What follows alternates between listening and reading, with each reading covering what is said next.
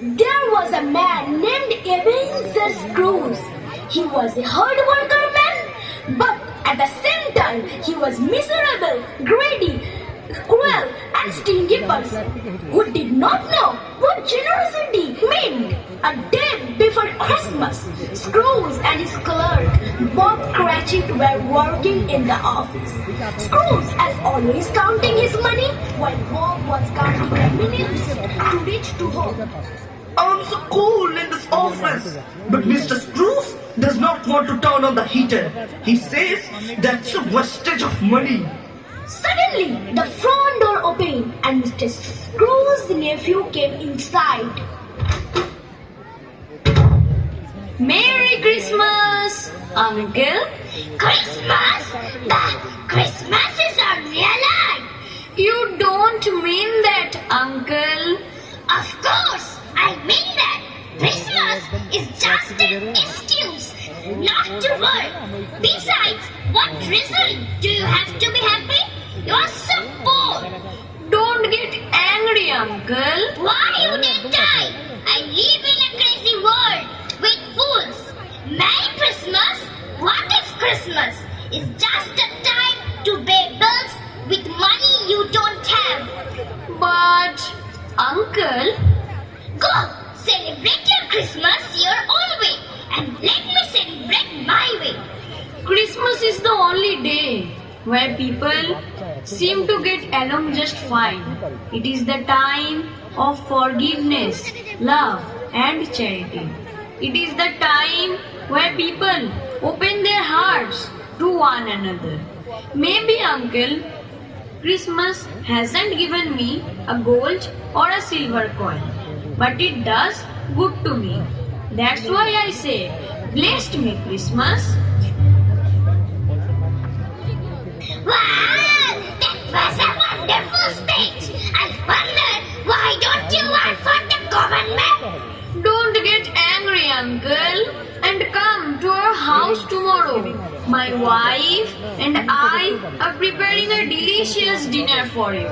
You will be our special guest. Thanks, but yeah. But why, Uncle? Why did you get married? Because I fell in love. Because you fell in love. Everlasting. I am sorry, Uncle, that you already took a decision. But I insist in celebrating Christmas. So, Merry Christmas, Uncle. Everlasting. Happy New Year and goodbye.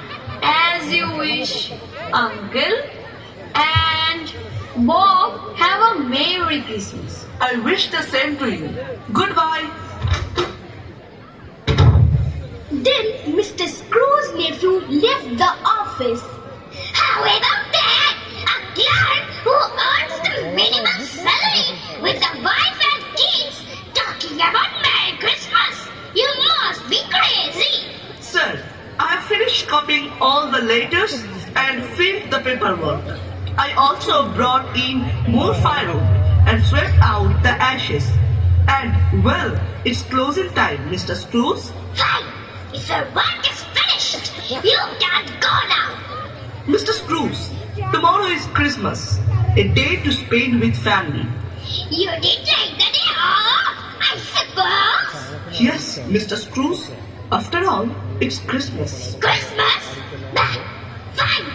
Take tomorrow off, but be here early the next day. Yes, sir. Merry Christmas, Mr. Scrooge. Scrooge opened the door and Cratchit went home. Suddenly, he heard old bells ringing and a strange and loud noise coming from the outside. Who is making that noise? I must have fallen asleep. But the strange noise continued until he saw a ghost coming through the bedroom door.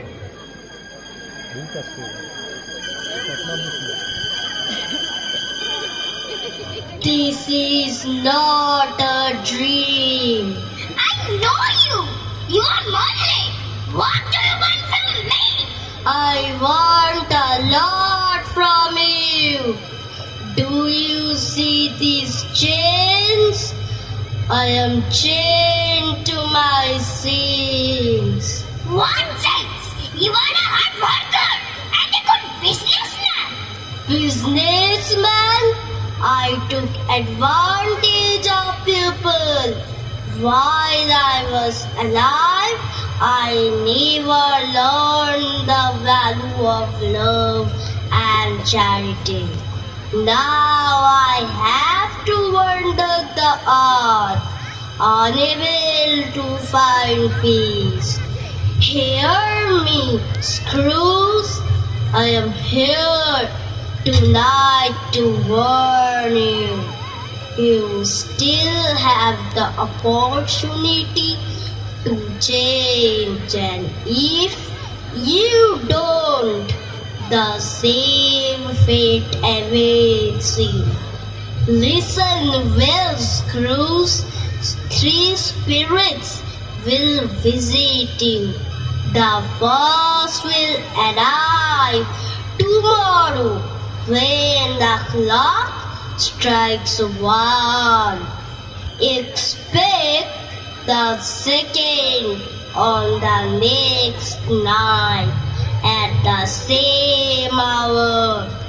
The third on the next night at the last stroke of the 12th hour. Then the ghost left the room, floating through the window. Scrooge closed the window and went to bed, shaking in fear, and fell asleep. Next day, when the clock struck 1, Scrooge saw a strange creature beside his bed. Who are you? I am the ghost of Christmas past. Get out of bed and come with me. That ghost took Scrooge through the time to a small town, which Scrooge started to remember. He then remembered the houses, the church, the river, the bridge, and the people. They cannot see us or hear us. They are just shadows from the past. Look, the school is not just empty. There is a little boy sitting alone, forgotten by his friends. I know him, poor boy. Now let's see another Christmas. Then they arrived to a house. This house seems familiar. Oh, this is my house, where I grew up. Yes, it is. And do you recognize the little boy sitting alone reading? Yes, it's me, as a child. But why is he alone? You must know the answer. Because my parents were working. That is why I was always. That is why my Christmas was so sad and lonely. Come, take my hand. We don't have enough time. No, I've said enough. Go away. Don't torture me. Don't blame me.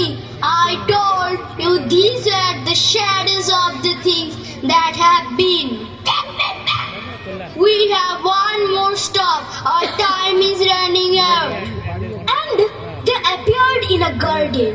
Scrooge was now a young man who was sitting in a garden beside a lovely young woman. The woman was crying.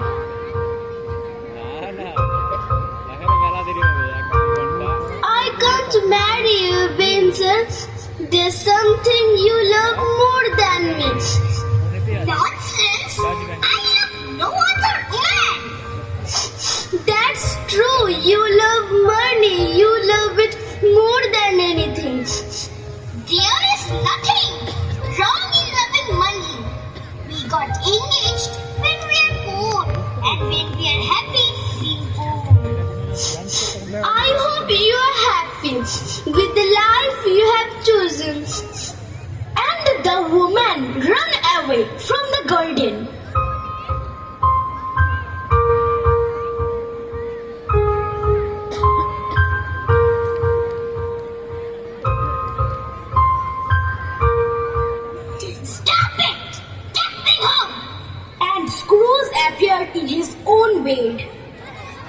goodness, it was a dream. Then the clock struck. No, Ebenezer, it wasn't a dream. I suppose you are the ghost of Christmas present? Yes, I am. I am the ghost of Christmas present. I have much to show you. Grab onto my dog. Hurry, we cannot be late. Scrooge touched the hem of the spirit's robe. The bedroom vanished, and Scrooge found himself on a busy snowy street. Everybody was happy. Everybody looks so happy. Yes, they are. It's Christmas. What did you expect? Do you mean that they all are happy just because of it's December 25? Yes, today they can forget their problems and just enjoy being with their families. They just enjoy the food on their tables and the many blessings they receive. Then the ghost took Scrooge to Bob Cratchit's house, and standing there at the door, the ghost proceeded to bless the house. Is this where he lives? Of course, with his salary, this is all he can afford. Then Mrs. Cratchit entered into the dining room carrying a small turkey on a platter. They look so old. Their clothes are so old. Love is what you can feel here. Bob Cratchit lifted the youngest boy from the chair in the corner and carried him to the table. The boy was pale and thin and carried a crutch. What's wrong with him? Why doesn't he walk? He is very sick. His name is Tiny Tim, and his parents don't have money for a doctor. So maybe he will die. Die? But there must be something that can be done. Please tell me if he will die. What do you care? Anyway, that will diminish the world population. At that moment, Scrooge realized that those were his own words and felt sorry for himself. Then he heard his name. Mr. Scrooge, thanks to Mr. Scrooge, we are having this dinner. I wish I could see him to thank him personally. Dear children, it's Christmas! I know, dear. I hope he has a Merry Christmas and a Happy New Year. Let's have a toast for our Christmas and for Mr. Scrooge. Merry Christmas and God bless us all. Meanwhile, it was getting late. The ghost took Scrooge through different places so he could see how people celebrated Christmas. I know that voice. It's my nephew. He's having a party. He said that Christmas was only a lie. He should be ashamed. He is very funny, but not a pleasant person. You have told me he is very rich. So what, dear? His wealth is useless. He doesn't do anything with his money. He didn't come to eat with us tonight because he's busy counting his money. He preferred to be angry at us than to have fun with us. They don't like me. No, unless the future changes. How can I change my future? The room disappeared and they continued their journey. They visited many countries. They traveled to far-away lands. Then the ghost of Christmas present was gone. Oh, I am in my own bed again. As he sat up, another ghost floated into the room. He was dressed as black and a dark hood hid his face. Who are you? First came the ghost of Christmas past, then the ghost of Christmas present. You must be the ghost of Christmas yet to come. Are you here to show me the future and how it can change? Yes, I am the ghost of Christmas yet to come. So now I will show you your future if you don't change yourself. I know them. I do business with them. We were friends. Poor old Scrooge. I know. I feel sorry for him. They told me he is very sick. Who is taking care of him? No one. You know that he always likes to be alone. He doesn't have friends either. The ghost started walking and Scrooge followed him down the street. Then they arrived to a tiny house. We have been here before. This is Cratchit's house. The ghost took Scrooge into the house. Why is he crying? The last time I was here, they were so happy. Sleeping in the bed was the little kid, but he was thinner and very pale. Mrs. Cratchit came into the bedroom. Dear, what are you going to do? Did you ask Mr. Scrooge for help? Yes, but he cannot help us. But his nephew will obviously help us. I hope it's not too late. What will we do without our son? Why? Tell me, what's wrong with the little boy? Is he going to die? What can I do to help him? The ghost did not answer. Then everything turned dark and Scrooge appeared in a foggy and cold place. Where are we? This is a cemetery. Why did you bring me here? The ghost showed Scrooge a grave. Then Scrooge went to see that grave. Engraved on the headstone was the name Ebenezer Scrooge. Then Scrooge fell to his knees. No, ghost, listen to me. I have changed. Why do you show me all this? If I have lost all hope, please tell me that I can change everything that you have shown me. I will honor Christmas in my heart. I will live in the past, in the present, and in the future. I will not forget the lessons that all of the ghosts have taught me. Oh, please tell me that I can erase my name from the grave. In his anguish, he took the ghost's hand, but the ghost rejected him, and Scrooge woke up in his bed. Oh, thank you. I have been given another chance. Then he heard the church bells striking. Then he saw a boy in the street and shouted, Oh, wonderful. Hey, you over there? What day is today? "It is Christmas, Christmas morning." Good.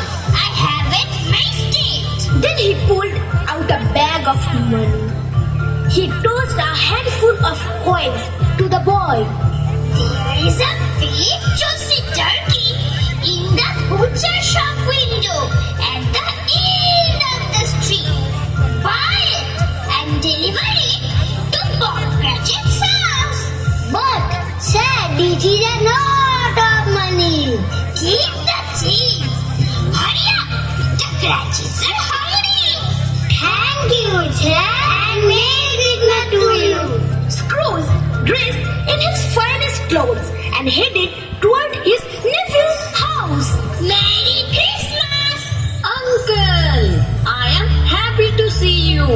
I am really glad that you changed your mind about Christmas dinner. Come and celebrate the holiday with us. Yes, thank you for accepting me. After dinner, Scrooge said few words. Thank you. I have never eaten a more delicious meal. But I have to go now. I have some other things to do and people to visit. And Scrooge headed to Bob Cratchit's house. Mrs. Cratchit opened the door and she could not believe her eyes when she saw Mr. Scrooge standing in front of the door. Oh, Mr. Scrooge, what a surprise!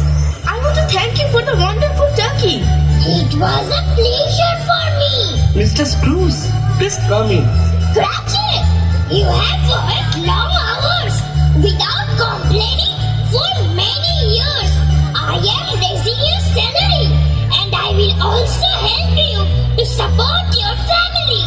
Oh, thank you, Mr. Scrooge. You are so generous. Merry Christmas! Scrooge did more than what he said he would do. He took care of Tiny Tim as a second father would do. Some people love to see how he changed, but he didn't care. Scrooge never saw the ghosts again, but he had many friends and was always close to his family. Each time he had a meal with his friends and family, he would say, God bless us! God bless us